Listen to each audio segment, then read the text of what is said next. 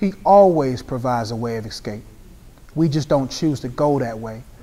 What happens is our desires have been shifted into things that we desire more than the one who has created it, right? So what happens in life often is that we do not want to avoid the things that we should avoid because we want what that gives us, not knowing that what that thing gives us is not enough to appease why we want it. So if I can get a volunteer, can I get Drew? If you go to that door for me real quick. I always give this analogy about temptation. Being tempted is not the issue. It's even considering it. So when Drew walks into the door, the Bible says God will always, with every temptation, make a way of escape. The way of escape is right behind the entrance. What happens is in life, you have a brief moment to calculate and to consider what is coming with this temptation.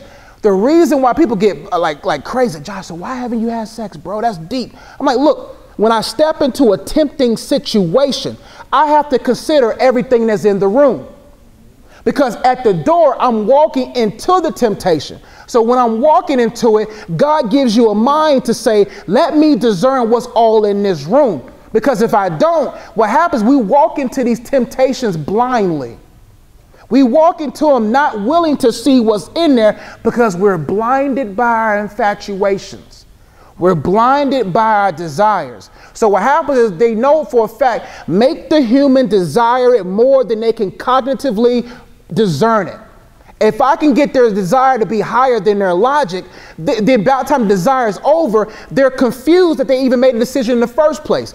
That's why I tell people, the moment you walk into a room and you know that the Netflix is on and a dude looking at you with his phone talking about we's bouts to chill.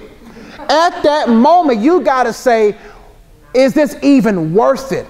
About time you get up from the moment, you wish you was at home. Most of the time, man, good sex is only in marriage. Good sex is only in a good marriage. Every other place where sex is bad sex. So why are we even watching Netflix in the first place? We already paid $9.99 for the subscription. When Netflix ain't sponsoring your singleness. Netflix ain't sponsoring you. So my thing is, you might as well just say, you know what?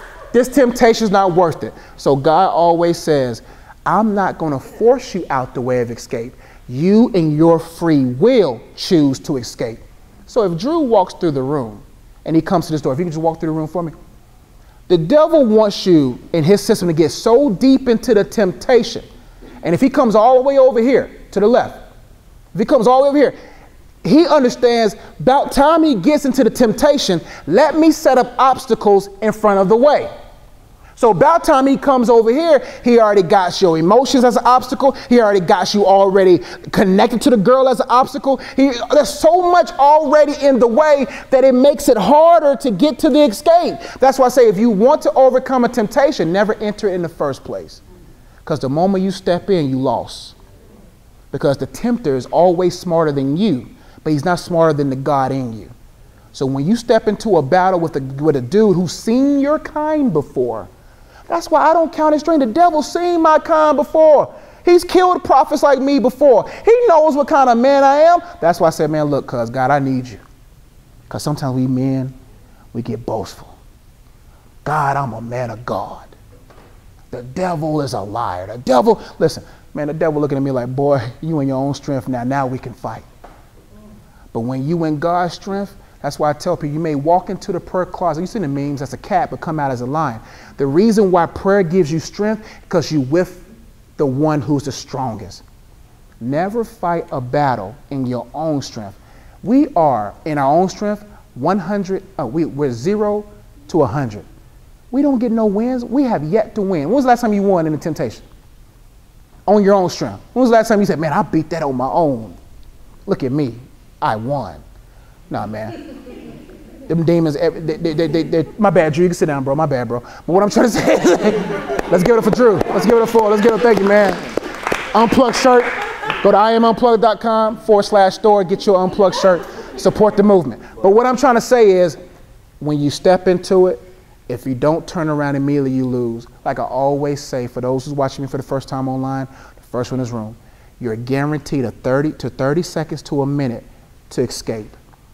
That's the window. At that moment, you know, every 30 seconds, you know what you should do. Every time. There's never been a time where I didn't hear that no first. But I'd be like, God, nah. What you say, God? I didn't hear you. We silence him because we desire what we desire to sin than the one that freed us from it. Last table so we can get you out of here.